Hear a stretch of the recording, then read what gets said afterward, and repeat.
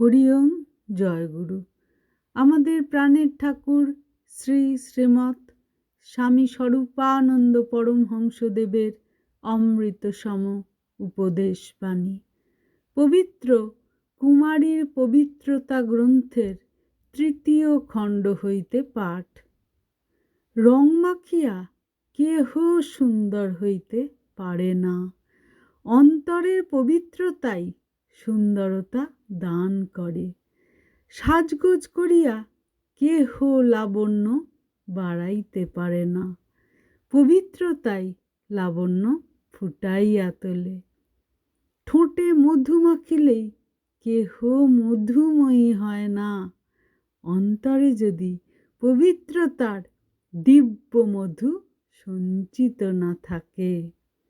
মঞ্চপরি দাঁড়াইলেই কেহ উন্নত হয় না, বুকের ভিতরে যদি হিমাচল তুল্য অভ্রভেদিনী পবিত্রতা অচল অটল হইয়া না রহে।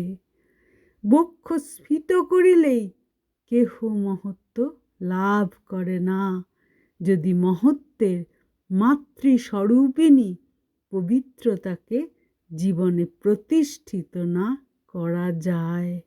হরি ওম জয় গুরু।